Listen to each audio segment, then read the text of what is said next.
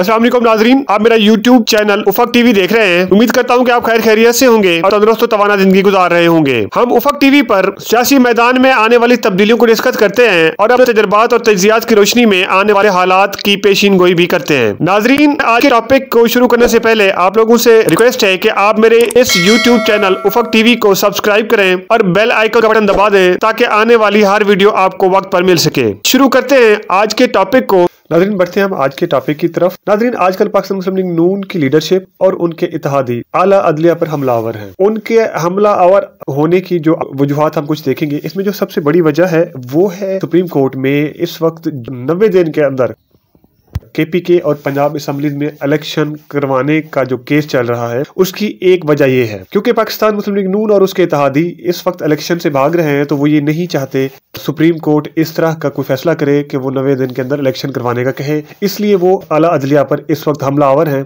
मुतालबा कर रहे हैं फुल बेंच बनाया जाए। उन्होंने आज कौमी असेंबली में एक करारदाद भी पेश की है जिसमें कहा गया है कि आला अदलिया को ये अख्तियार नहीं है कि वो चीफ इलेक्शन कमीशन के मामलात में मुदाखलत करे। तो वो ये चाहते हैं कि जो आला अदलिया है वो इलेक्शन के मामला इलेक्शन कमीशन के ऊपर दबाव ना डाले। आला अदलिया पर हमले की ये भी वजह है कि मुस्लिम लीग नून और उसके इत्तेहादी आला अदलिया पर प्रेशर डालना चाहते हैं कि वो इस तरह के मामलात में मुदाखलत ना करें। और तीसरी जो मेन वजह है आला अदलिया की मुखालफत की मुस्लिम लीग नून और उसके इत्तेहादियों की, वो ये है कि मुस्लिम लीग नून जो है वो और उसके इत्तेहादी मोहतरम जनाब इमरान खान साहब की इलेक्शन कैंपेन की मुखालफत करते हुए चाहते हैं कि इमरान खान साहब को या तो गिरफ्तार किया जाए या उनकी पार्टी को बैन किया जाए या फिर इमरान खान साहब को नाअहल किया जाए। तो आला अदलिया ही वो रास्ता है जो इमरान खान साहब को इन नाअहलियों से या उनकी जो जमात को बैन होने से बचा सकती है। तो इसलिए मुस्लिम लीग नून और उसके इत्तेहादी आला अदलिया पर हमलावर हैं और उनकी किरदार कशी कर रहे हैं ताकि वो इन मामलात में पाकिस्तान तहरीक इंसाफ की मदद ना कर सके। नाज़रीन, माजी में भी पाकिस्तान मुस्लिम लीग नून का और अदलिया के बारे में कोई अमल अच्छा नहीं रहा। जस्टिस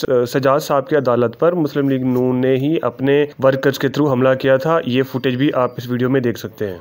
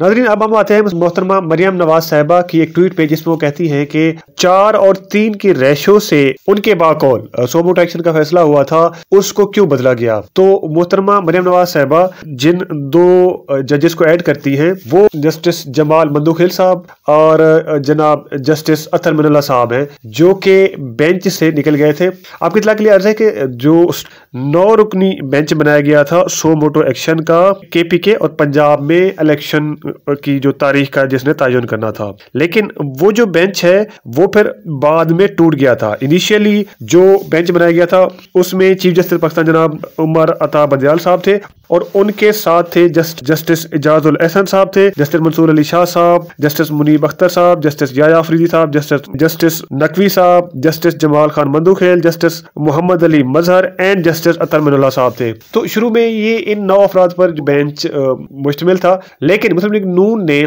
जस्टिस एजाजुल एहसन साहब पे और जस्टिस मज़ाहिर अली नकवी साहब पे ये इल्ज़ाम लगाया था कि ये जानबदार हैं और तहरीक इंसाफ की तरफ इनका झुकाव है। तो उन्होंने मुतालबा किया था कि इन 2 जजेस को इस जो सो मोटा एक्शन का बेंच है उससे निकाल दिया जाए। तो बाद में चीफ जस्टिस साहब थे, उन्होंने इन 2 जजेस के साथ इन 2 जजेस को इस बेंच से अलग कर दिया था। बाद में जस्टिस अख्तर मिनल्ला साहब और जस्टिस याह्या अफरीदी साहब ने ये कहा था कि ये जो सो मोटो एक्शन है, ये क्योंकि केस जो है वो लाहौर हाई कोर्ट KPK में की कोर्ट्स में, क्योंकि ये केस चल रहा है 90 दिन के अंदर इलेक्शन करवाने का, तो एपिक्स कोर्ट को ये हक नहीं बनता कि वो ये केस सुने। तो वो इस तरह से इन केसेस से बेंच से अलग हो गए थे।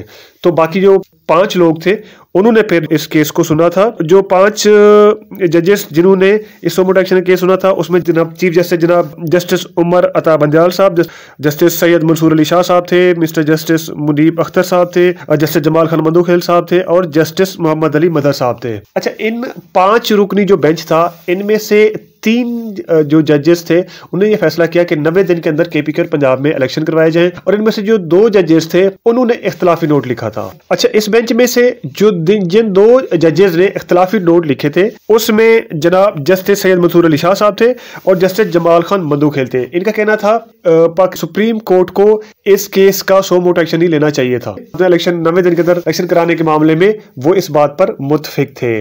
तो अगर मोहतरमा मरियम नवाज साहिबा की ये बात कि जनाब 2 जजेस तो थे, जस्टिस अख्तर मिनल्ला साहब, जस्टिस याह्या साहब को अगर मिलाया जाए और साथ में जस्टिस मंसूर अली शाह साहब और जस्टिस मंदूखेल साहब को मिला के जो उन्होंने अपनी काउंटिंग की थी 4, और उसके जो 3 लोग जो थे जो बेंच में शामिल थे जिन्होंने 90 दिन के अंदर इलेक्शन को सपोर्ट किया था, तो मोहतरमा मरियम नवाज साहिबा ने इन 3 को, यानी 2 जो बेंच में शामिल थे और 2 जो बेंच से निकल चुके थे, उन 2 और 2 को मिला के 4 कर दिया, और उनकी जो सपोर्ट में 3 जजेस का फैसला था उनको 3 कर दिया। तो उन्होंने इसको 3 और 4 बना दिया। तो मेरा मोहतरमा मरियम नवाज साहब से मुदबाना गुजारिश है, मोहतरमा जो 2 जजेस आपने प्रेशराइज करके अदलिया पर जस्टिस एजाजुल एहसन साहब और जस्टिस मज़ाहिर अली नकवी साहब को आपने निकलवाया था, अगर उनको ऐड कर दिया जाए तो फिर 3 पहले जो सपोर्ट में थे और 2 ये, तो ये 5 की रेशो बनती है, 5 और 4 की, तो फैसला फिर भी अक्सरियत से 90 दिन के अंदर इलेक्शन करवाने का ही आता है।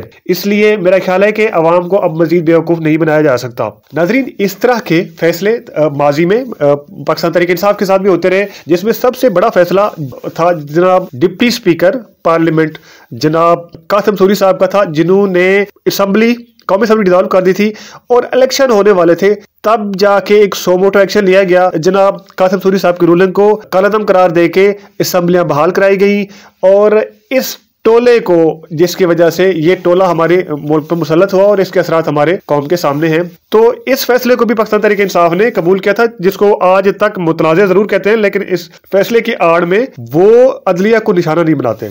इसी तरह के कई मिसालें मौजूद हैं जो कि तहरीक इंसाफ वाले दावा करते हैं कि ये फैसले उनकी नज़र में मुतनाज़ा थे, लेकिन इसके बावजूद भी पाकिस्तान तहरीक इंसाफ ने कभी जजेस को ज़ाती तौर पर निशाना नहीं बनाया। लेकिन हम देखते हैं कि PMLN और उसकी जो लीडरशिप है, जो उसके मेंबरान हैं, वो मुसलसल अदलिया को निशाना बना रहे हैं। एक जो बड़ी वायरल पिक्चर थी जनाब अता तारड़ साहब की, जिन्होंने एक नाजेबा इशारा किया था एक हाथ में आइन की किताब को पकड़ के।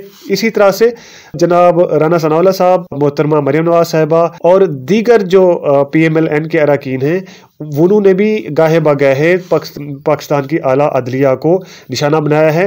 मोहतरमा मरियम नवाज साहिबा ने तो एक ऑडियो लीक का सहारा लेके अपने गुजरांवाला के जलसे में हाजिर सर्विस जो एक्टिंग जजेस थे उनको निशाना बनाया था। नाज़रीन, अगर इस चीज़ को देखा जाए तो मोहतरम इमरान खान साहब ने सिर्फ एक शहबाज गिल साहब को, जो कि बहुत अलील थे, उनके जिस्मानी रिमांड के मामले पर एक बात की थी कि हम इसके खिलाफ केस करेंगे, लेकिन उसके खिलाफ मोहतरम इमरान खान साहब को उसके लिए माफी मांगना पड़ी थी कि मोहतरम मरियम नवाज साहिबा हाजिर सर्विस जजेस के अपने जलसों में फोटो लगा के उनको मिलाइन करती रही, और पाकिस्तान का कौमी जो TV चैनल है वो भी उनको दिखाता रहा। इसके बावजूद भी कोई खास उसके खिलाफ एक्शन नहीं लिया गया, और एक पटिशन भी उनके खिलाफ दायर की गई, लेकिन जो अदलिया थी उस पटिशन को भी रिजेक्ट किया था।